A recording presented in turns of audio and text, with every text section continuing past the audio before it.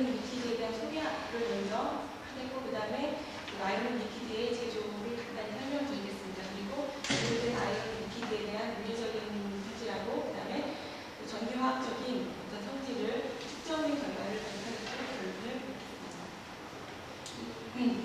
우선 아이오닉 리퀴드에 있어서 몰튼 솔트라는 말이 나오는데 이 몰튼 솔트와 아이오닉 리퀴드의 정의를 간단히 설명을 드리면서 시작하겠습니다.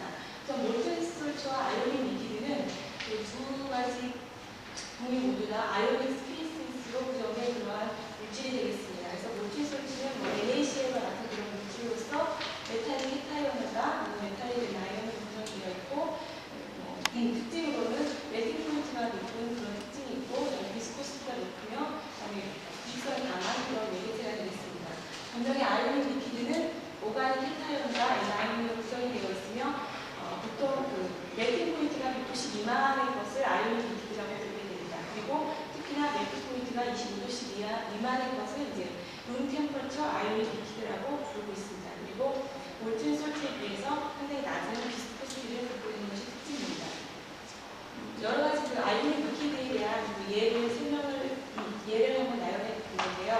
보통 일반적으로 쓰는 케타이온으로는 이미다톨륨 이온이 있습니다. 가장 많이 쓰이는 그런 이온이 있고, 그 다음에 피리디늄 이온과 암모늄 이온, 그다음에 포스포늄 이온 같은 것들이 양이온으로 사용되고 있습니다.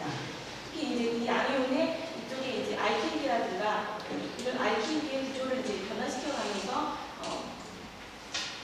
양이온의 구조를 변화시킬 수가 있고요. 그 다음에 이제 음이온 같은 경우에는 초창기에는 이 클로알루미네이트 같은 이런 것들을 썼는데 이것도 이제 물과의 가능성으로 인해서 요즘에는 이제 에어와 워터의 스테이블한 그런 이제 음이온으로 BF4나 PF6 같은 이런 것들이 주로 이제 이런 것들로 대체가 되고 있습니다. 그래서 아이오닉 리퀴드는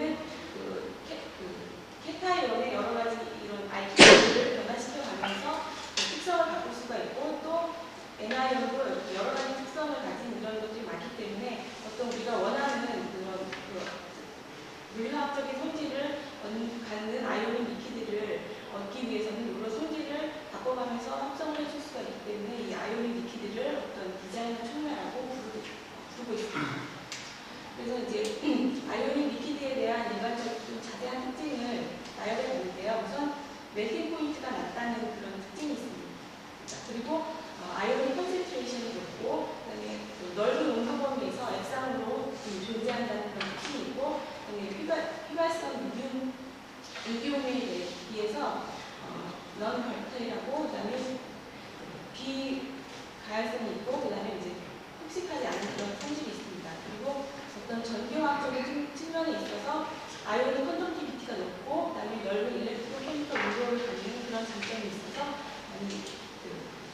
응용되는 분야가 많이 있는데요. 다음 장면 보시면 여러 가지 응용되는 분야를 설명해 놓은 건데요.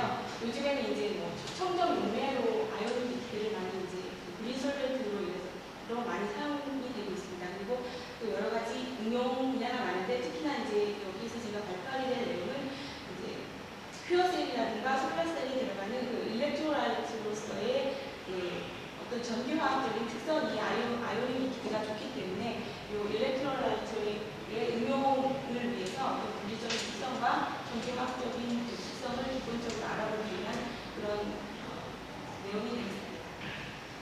두 부분으로 나뉘어져 있는데요. 하나는 아이오닉 리퀴드의 제조 파트하고 그 다음에 이 제조된 물질의 물리적인 특성하고 그 다음에 전기화학적인 특성을 알아보도록 하겠습니다. 우선 파트 1에서는 제조 파트이기 때문에 이 물질이 이제 제대로 만들어졌는가를 확인하기 위해서 이제 수도를 테스트해야 되거든요. 그래서 NMR이라든가 메스, 그다음에 매뉴얼 어나리시스나 워터 컨텐트 같은 것을 확인함으로 인해서 이 물질의 이제 순도를 확인하였고, 그다음에 파트 2에서는 이 만들어진 물질의 이런 전기화학적 특성을 알아보기 위해서 열 분석을 했습니다. GSC와 TGA에 의해서 열 분석을 했고, 그 다음에 전기화학적 특성은 CV하고 아이오닉 컨덕티비티를 측정을 해봤습니다. 우선 제조 파트가 되겠습니다. 여기서 사용하게 될 아이오닉 리퀴드의 양이온을 보게 되면 여기 이미다톨륨 이온하고 그다음에 몰폴륨 이온을 사용을 했는데요. 이 이미다톨륨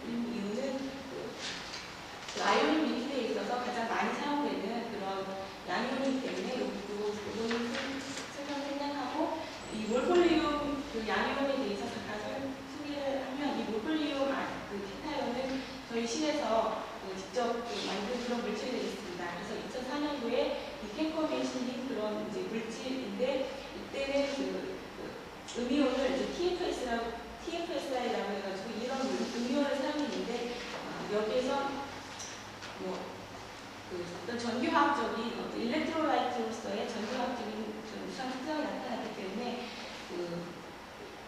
제가 이제 한 거는 요 음이온을 바꾸고 그다음에 여기에 있는 그것을 다른 펑셔널 B로 바꿔서 이제 다른 물질을 제조해서 테스트를 해보는 거가 되겠습니다. 그래서 아이오닉 리퀴드에 대한 간단한 이거는 제조 과정인데요. 아이오닉 리퀴드를 제조하기 위해서는 두 단계로 나타나게 됩니다. 우선 이렇게 원료 물질, 알킬 이미다졸과 같은 원료 물질을 이제 선택을 해서요. 이 원료 물질하고 여기 알킬 솔트를 반응시키게 됩니다. 그렇게 되면 여기 한쪽 이 나이트로젠에 여기 알키리가 붙고 양이온이 되면서 이와 같은 2차적인 그런 물질이 생성이 되는데 이 1차 반응에 의해서 생성된 물질은 어떤 열적인 특성이라든가 전기화학적인 특성이 좀 많이 떨어지게 됩니다. 그래서 이것을 좀 더 그 특성을 좋게 해주기 위해서 음이온 교환 반응을 하는데요. 이 음이온을 1차 반응에 생성된 음이온은 보통 이런 클로라이드나 브로모나 이런 같은 음이온인데 이런 음이온을 다른 아까 설명드렸듯이 다른 뭐 BF나 그런 것들로 바꿔줌으로 인해서 좀 더 열적 특성이라든가 전기화학적 특성을 높여주는 그런 특성을 갖기 위해서 이제 2차 반응을 시도합니다. 음이온 반응이라고 하는데요. 그래서 우리가 2차 반응에 의해서 우리가 원하는 그런 물질을 만들게 됩니다. 여기서 만들게 된 물질의 양이온을 간단하게 보게 되면 우선 이미다졸 이온에 다른 한쪽 나이트로젠에 이 하이드록시 에틸기를 붙였습니다. 그래서 이게 하이드록시 에틸 이미다졸 양이온이라고 이렇게 칭했는데요. 이런 물질하고 그 다음에 역시 몰폴리움에 역시 이 하이드록시 에틸기를 이제 붙여서 하이드록시 에틸 메틸 몰폴리움 양이온이라고 이렇게 표시를 했습니다. 그리고 이제 음이온은 PF6와 BF2를 사용했고, 그 다음에 여기에 있는 거는 이미다졸 부틸 메틸 이미다졸륨 이온인데요. 이거는 이온성 액체에서 가장 흔하게 사용되는 그런 물질입니다. 그래서 이 물질도 만들어서 이미다졸에 저희가 만든 물질과 특성을 한번 비교하기 위해서 이런 물질도 같이 만들어서 비교를 해보았습니다. 이건 반응인데요. 첫 번째 메틸 이미다졸을 선택을 해서 2플로로에탄올하고 반응을 시켜서 이와 같은 1하이드록시 에틸 3메틸 이미다졸륨 클로라이드의 1차 반응을 생성된 물질을 만들었고 여기에 이제 음이온 교환 반응을 통해서 이 클로라이드를 BF4와 PF6로 바꿔줬습니다. 그래서 최종적으로 우리가 원하는 하이드록시 에틸 메틸 이미다졸 BF4와 PF6의 두 가지 물질을 제조하게 되었고 여기서는 이제 두 반응으로 사이드 리액션으로 여기 NaCl하고 KCl이 이제 침전이 이루어지게 됐습니다. 그리고 몰폴리움 이온에서 마찬가지로 N-메틸 몰폴리움을 선택을 하고 2브로모 에탄올을 반응을 시켜서 N-하이드록시 에틸, N-메틸 몰폴리움 브로마이드를 만들었고 여기에 음이온 교환 반응을 통해서 하이드록시 에틸, 메틸 몰폴린, BF4와 PF6 역시 두 가지 물질을 만들었고 여기에는 이제 NaBr과 KBr이 생성으로 침전이 이루어지게 됩니다. 그래서 이렇게 만든 네 가지 물질에 대해서 퓨리피케이션이라고 해서 이제 정확하게 이런 물질이 만들어졌는가를 이제 NMR을 통해서 이제 확인을 하게 됐습니다. 슈퍼 NMR을 통해서 확인을 했고 그다음에 이제 이런 매스 분석은 요 물질에 대한 양이온에 대한 분자량 값을 나타내는 그런 측정 방법이거든요. 그래서 실제로 이론적인 우리가 양이온의 분자량 값을 알고 있기 때문에 측정 값들과 비교해 봤을 때 이제 비슷한 값들을 나오게 됐습니다. 값들이 이제 측정이 되었으므로 이 물질의 정확한 물질임을 확인할 수 있었고, 그다음에 여기 애니온 어나리시스라고 해서 이건 공부하는 좀 중요한 그런 특징인데요.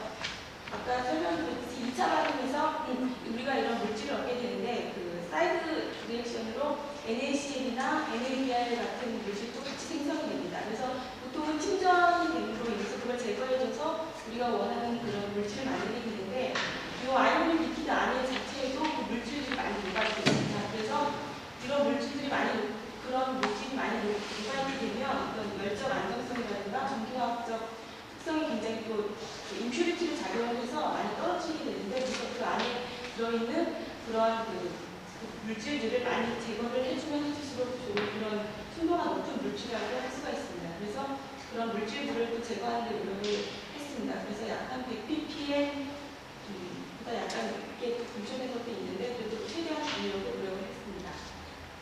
그리고 이제 워터 컨텐츠는 이 아이오닉 리퀴드가 원래 이제 리퀴드이기 때문에 이제 수분을 많이 포함할 수가 있습니다. 그래서 수분의 양도 최대한으로 많이 빼주는 것이 이제 중요합니다. 그래서 이제 수분을 약간 200에서 300ppm까지 이제 줄였고요. 그리고 이제 이렇게 만든 물질의 물리적인 특성과 전기화학적인 특성을 살펴보도록 하겠습니다. 우선 물리적 특성으로 이제 DSC와 TGA를 측정을 했는데요. DSC는 뭐 히팅 레이트 10% 미들을 했고, 그다음에 이제 전기화학적인 그런 방법으로 이제 CV를 측정했는데 CV는 뭐 P를 확인을 했고, 그다음에 이제 카운트를 플러스는 레퍼런스를 실버를 사용했습니다. 그리고 아이오닉 컨덕티비티는 실제로 셀을 제작을 했습니다. 그래서 그 셀에 그 일렉트로드를 서스플레이트를 사용을 했고, 셀 컨스턴트를 1.2 그런 셀을 만들어서 아이오닉 컨덕티비티를 측정을 해봤습니다. 이건 DSC 결과입니다. 우선 중점적으로 볼 때 하이드록시 에틸 메틸 이미다졸륨 PF6와 BF4에 관한 그 데이터를 보시면 우선 그 PF6의 데이터를 보게 되면 우선 파이널 멜팅이 약 한 23도에서 멜팅이 나타나고요. 그다음에 멜팅 전에 어떤 우리가 일반적으로 크리스탈리제이션에서 나타나는 그런 열적 거동을 보여주고 있습니다.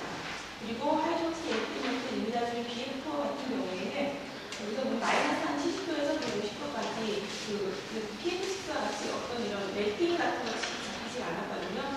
그래서 이제 좀 더 낮은 온도에서 멜팅이 잡힌다 해서 마이너스 150도까지, 마이너스 150도에서 150도까지도 그 DST를 측정해 봤는데 역시 멜팅이 잡히지 않았습니다. 이런 거 보면 이 하이드록시 에틸 메틸 이미다졸륨 BF4 같은 경우에는 굉장히 넓은 온도에서 액체로 존재하는 것을 알 수가 있었습니다. 그 다음에 이제 모폴린에 대한 데이터인데요. 모폴린, 우선 PF6의 경우를 보면 멜팅이 한 60도에서 잡혔습니다. 이거는 이제 상온에서 고체로 나오기 때문에 이제 이렇게 높은 멜팅을 보였고, 그 다음에 이제 멜팅 이전에 여기서는 멜팅 이전에 어떤